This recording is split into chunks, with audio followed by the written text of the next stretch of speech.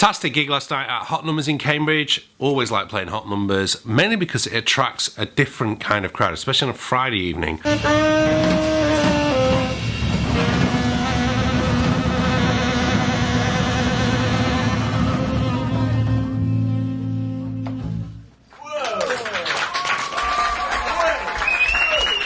I love playing to normal jazz crowds, nothing wrong with that, but there's something nice about introducing music to people who don't like jazz, and kind of playing music that connects with them and introducing new people, younger people, to the music and to our music as well, which is what happened last night.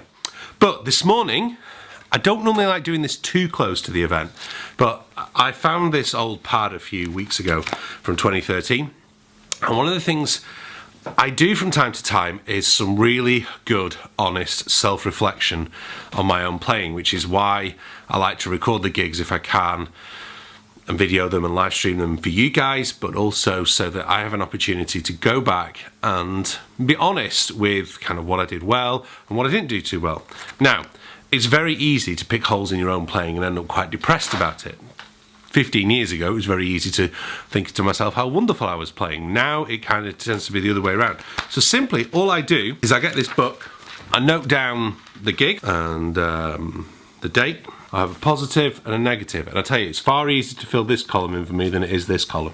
But I do try to make sure I put in some positives to myself, so I understand kind of when I am practicing, you know, when I'm keeping to this thing, what am I, you know, what's working well in practice, what isn't coming in practice, you know, what things am I trying to practice that are not coming through in my playing, trying to make sure so that when I'm playing, I'm not thinking about all those things, that all those things can just happen, and then I can reflect on them. Now, I normally don't advise you to do this too soon to the event having happened, because it can cloud your ears, and you know, emotions are kind of, I'm quite high from last night. I felt it was a very, very good gig. I might come away for the next hour or so and think, gosh, that was really bad, and what am I doing?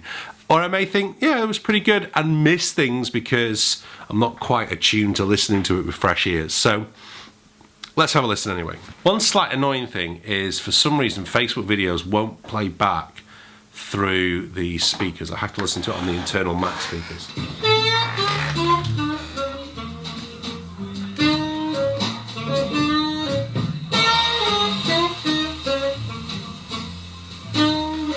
One thing I like to kind of figure out is, where am I starting my phrases? You know, am I always starting the phrase on the 2 or on the and of 1? Am I creating enough variation in there?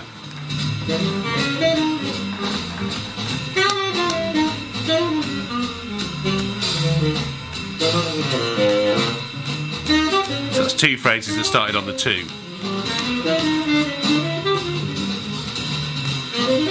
And of 2. Another one that started, well, just before 2.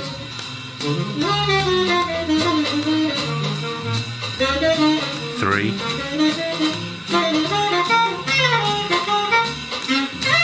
On the 1.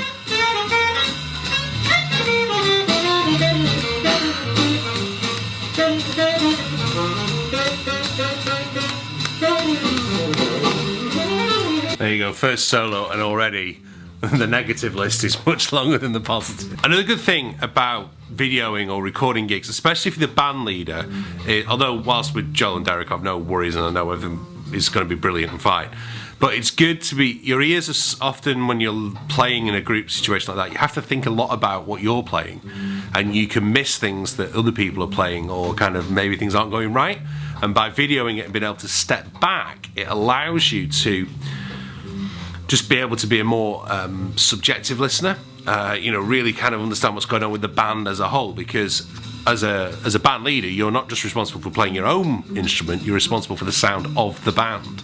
Now, the next thing I'm going to say, I was going to put in a special video. Vlogs are great, but the problem is with vlogs is, because it's based around a day and it moves quickly, I don't get the chance to make kind of more interesting videos, should we say. Hopefully you think the vlogs are quite interesting and you're already subscribing, you know, so the videos like the Ernest Topping one and that kind of thing.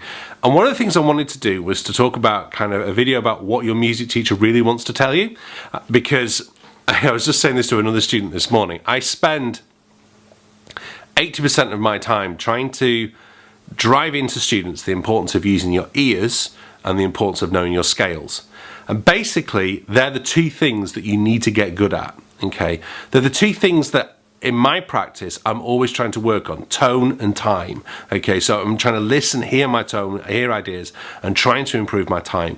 So one of the things I'm doing now in my practice is I'm going to be playing my melodic minor scales, which is something I'll probably get many students to do, something that if you're learning an instrument, your teacher will be telling you to do, and just practicing them at 60. Metronome equals 60. It seems so simple, almost too easy, but it's absolutely critical in terms of learning how to play an instrument and learning how to play an instrument well.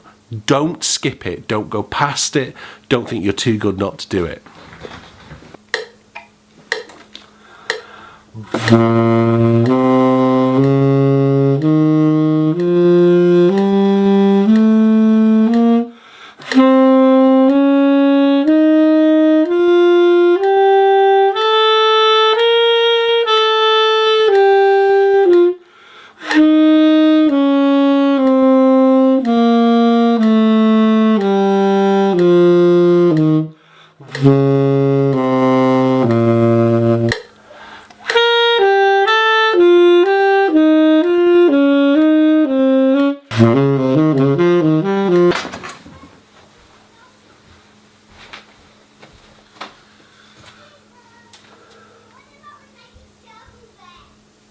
Graham asked me the other day from this vlog about how this BG pad cleaner works.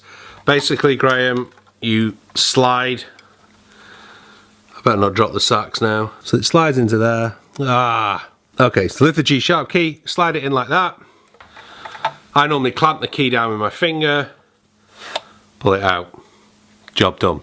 That's all you got to do with it. So I'm now getting ready to go up to Guildhall to do the jazz band there. I'm going to take my alto with me simply because at the moment we don't actually have a lead alto player, so often I'll sit in and play the alto parts with them. The problem is this BAM alto case is amazing, I really like it, but I can't get all the gear, ligature and that into the case, but I can't get my strap and the reeds in, so I have to take this rather fetching satchel with me to carry those things.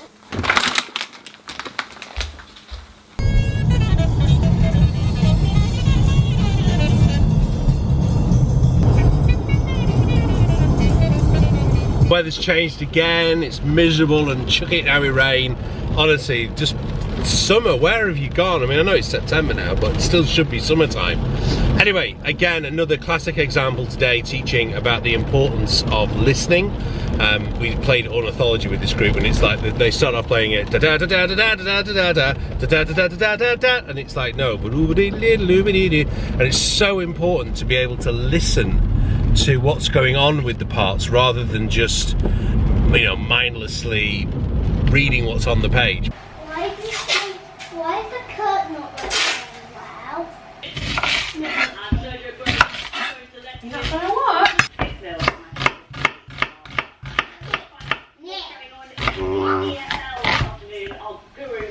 How Fleetwood doing, Charlie?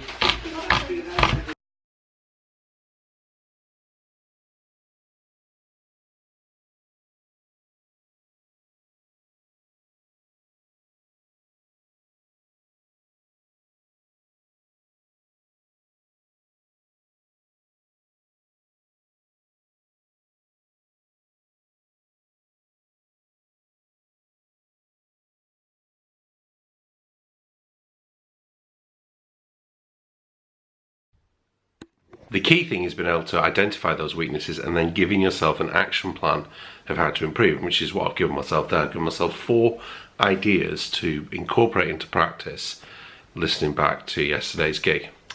Anyway, I am in danger of not hitting my step target for tonight. The cricket's on, but I think I better go outside for a quick walk.